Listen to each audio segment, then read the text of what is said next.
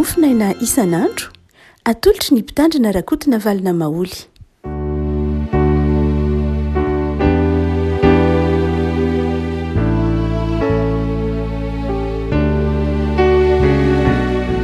Falmarahaba-tsika rehefa malalatra ity alarobia faharoapolo ny volana desambra ity, ny bokin'i Daniela toko fahaefatra no mofinaina voalahatra ho antsika ry havako, ny andininy fahadimy amby roapolo ka hatramin'ny andininy fahaefatra amby telopolo.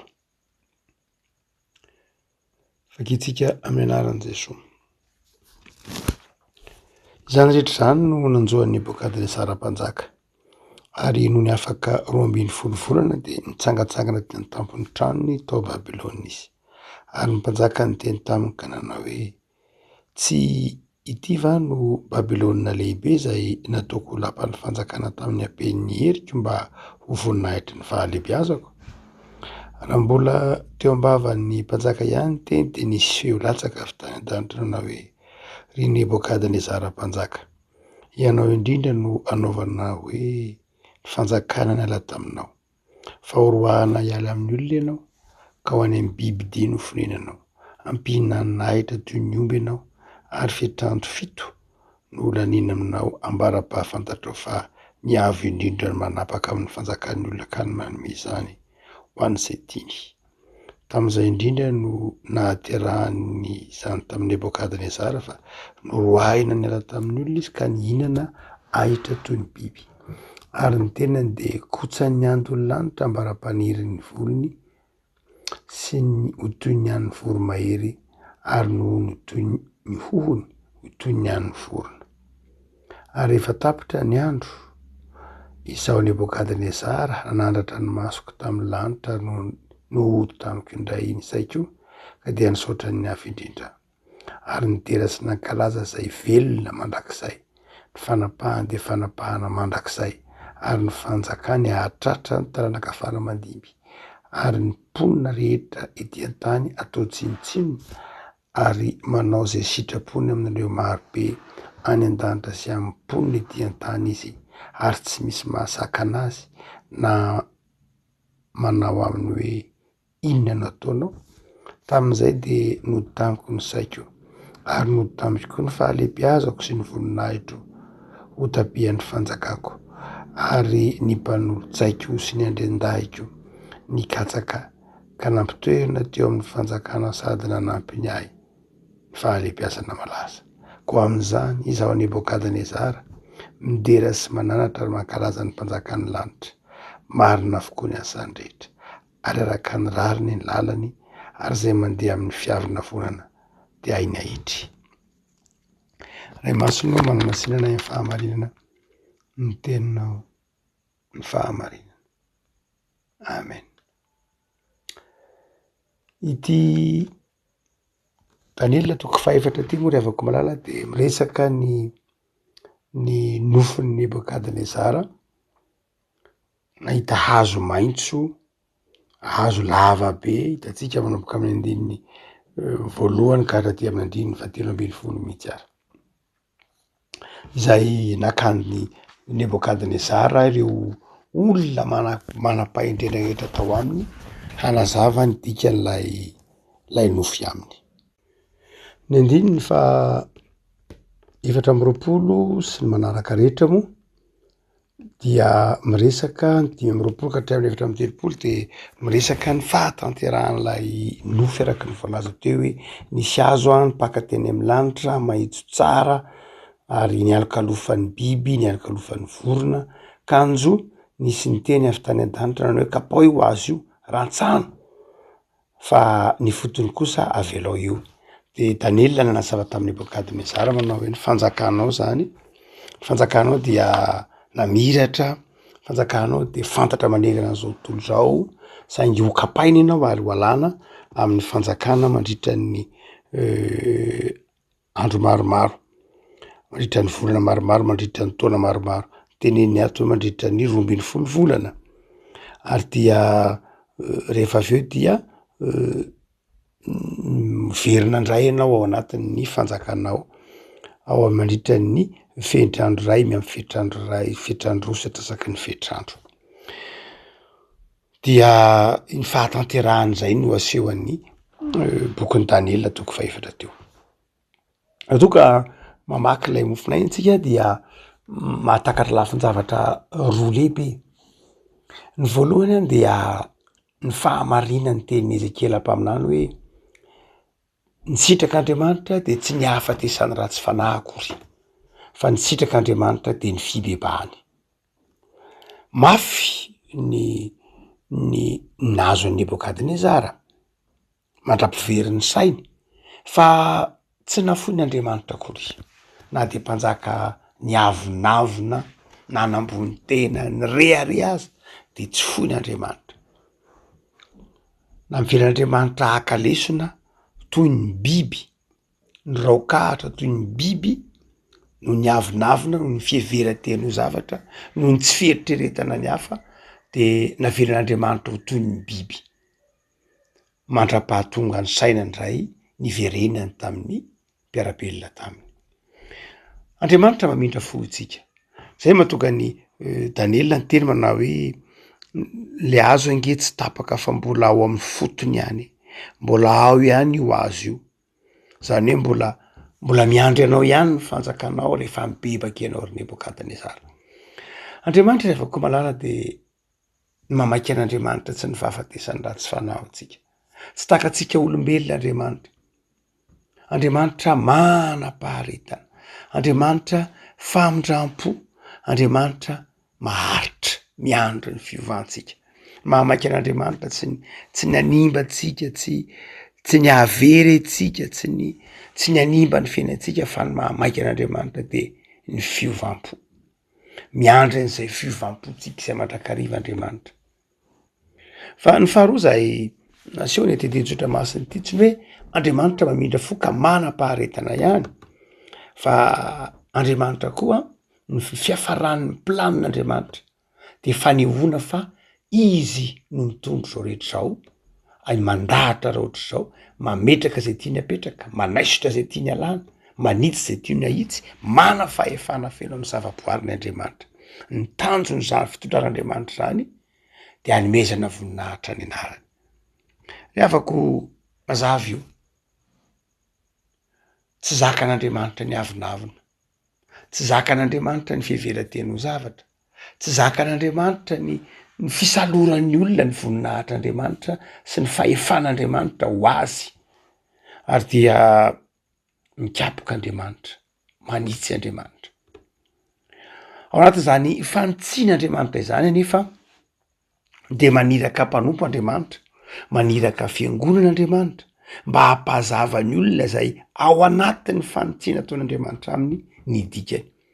Zay mbola famindram-pon'Andriamanitra. Tsy navelany fotsiny tany Nebokadnezara de lasa biby de fa izao nanirahany mpanompo. Ary io rehefa Andriamanitra manitsy, rehefa lesona avelan'Andriamanitra lalovan'ny olona de zao mandrakariva maniraka mpanompo Andriamanitra, manazava amin'ny olona zay ahitsin'Andriamanitra ny dikany fanitsiana ary manome fanantenana indray.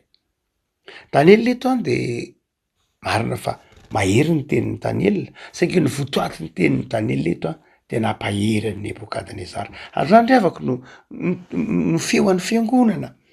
Rehefa tojo olona ndraindray ao anatin'ny zavatsarotra de zao tsy mandatsa. Nampahery an'i Nebokadnezara izy. Taonan'i Nebokadnezara ny verina tamin'Andriamanitra izy. Nanitsy an'i Nebokadnezara izy. Betsaka ny olona rehefa mamangy, betsaka ny olona rehefa mitsidika olona azo-pahoriana ndraindray, rehefa mandalo aretina ndraindray, mandala zavatsaratra ndray de zao betsaka ny olona tsy mahay mamangy, betsaka ny mandatsa, betsaka no ndraindray aza maka ohatra mihitsy hafahafa, tsy mampahery fa mety manan-kivy. Misy olona vo avy nandray mpamangy fa vao mainka indray izy kivy taorianany famangina, vao mainka indray izy reraka taorianan'lay fandrenesana lay teny zay nataon'lay ny mpamangy. Re avako Daniela eto de zao olona mpampahery. Fantany tsara mihitsy ny zavatra nahazo an'i Nebokadnezara. Fantany ko ny faharatsy toetran'i Nebokadnezara, saingy mpanompon'Andriamanitra izy de ny taonan'i Nebokadnezara. Ibebaka mazava ho azy, nandresy ny fahamarinana, nandresy ny afatra Daniela ary de nijoro vavolombelona Nebokadnezara, nijoro vavolombelona ary niova. Hoy ny teniny amin'ny diny 730 hoe izaho Nebokadnezara midera sy manaratra ary makalaza ny mpanjakany lanitra, marina avokoa ny asany rehetra. Avako tsy zakan'Andriamanitra ny fieverantsika azo tsinitsiny. Tsy zakan'Andriamanitra ny fieverantsika manao hoe zay zavatra eo amintsika de avy amintsika fa tsy avy amin'Andriamanitra. Tsy zakan'Andriamanitra ny avinavina ka anazavantsika hoe matotonga amin'ny toerana anankiray tsika, matotsika mamiratra, matotsika mbi amin'ny tanjona de zao noho ny herintsika fa tsy noho ny herin'Andriamanitra. Tsy zakan'Andriamanitra. Tsy akasitrahan'Andriamanitra ny toetra hoe mieritreritra azo tsy mahita, mieritreritra azo ho any an-tsisim-boly. Fa Andriamanitra, mamaika an'Andriamanitra de zao ny ahatserovan'ny olona ny fahalebiazany, ny idiran'ny olona n'Andriamanitra ka hananan'ny olona fanetretena eo anatrehan'Andriamanitra, ka hananan'ny olona fanetretena eo anatrehan'ny namany. Krismasy ny andriavako malala. Krismasy ay atserovantsika ny fanetretena an'Andriamanitra tamin'ny alalan'i Jesosy zanany. Lay Jesosy zanany tonga tao am-pihinanam-bilona. Mova tsy naka ny toeran'ny Nebokadnezara, nandry tao am-pihinanam-bilona, tonga toy ny biby aza, tao an-tranon'ny biby Jesosy, naka ny olona tahaka ny Nebokadnezara, naka atsika. Nebokadnezara nge de zao tahaka atsika. Itsika izao taonjato eny atsika zao, ny avinavon'ny olombelona am'izao taonjato fa 120 zao. Fanadinon'ny olona an'Andriamanitra, hitatsika ny zavatra mitrangy eto ambonin'ny tany am'izao taonjato eny atsika zao. Feno fireharihana ny olombelona. De zao ny olombelona zao tsika miresaka zao tahaka ny Nebokadnezara. So fa teo Jesosy naka Nebokadnezara rehetra, de tsika olombelona izy nandry tao am-pihinanam-bilona, niangy ny fianjerahantsika ho tahaka ny biby mba hanandratra atsika indray ho zanak'Andriamanitra. Jesosy ny tonga alohantsika tao an-tranon'omby, nitaty atsika mba hanandratra atsika, tsy ilona ao anatin'ny fahavoazana takizay nahazo an'i Nebokadnezara. Tsy Nebokadnezara ihany Nebokadnezara, fa betsaka ny Nebokadnezara eto ambonin'ny tany, betsaka.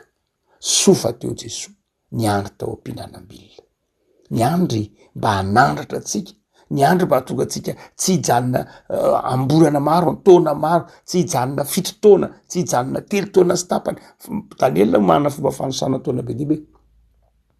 Dia ny zava-dehibe de zao tonga tao Jesosy, niandry atsika tao am-pihinanam-bilona, miandry atsika eo amin'ny toeran'io Jesosy mba hatonga atsika tsy ho tamanao, mba hatonga atsika tsy ho tavela. Ry havako, afatry ny Krismasy de zao mba manana fanetretena eo anatrehan'Andriamanitra, manana fanetretena ary mahaiza misaotra an'Andriamanitra. Raha sondrotr'Andriamanitra ianao, aza hitsahina ny madinika, aza ambanina ny marefo, aza atao tsinitsinina ny marina.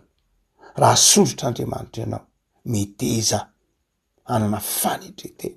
Zay manetry tena no asaratra ho Jesosy, ary zay manetry tena no mahita ny voninahitr'Andriamanitra.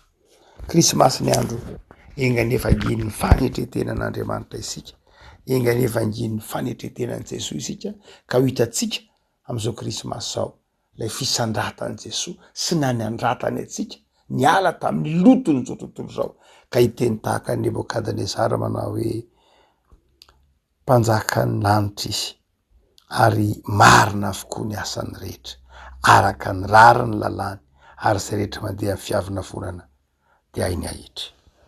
Ivavaka sika. Jesosy, sotranao zahay fa nanetry teny ianao, tonga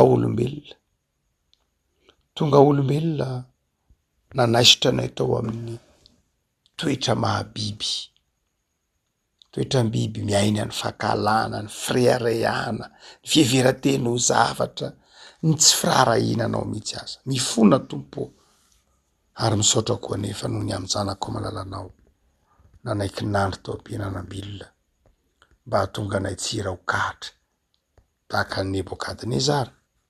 Fangio zay tompo, hiala amin'ny fireharehana, fangio zay hiala amin'ny fiheveran-teny ho zavatra, fangio zay ho ty fanetretena tahaka anao.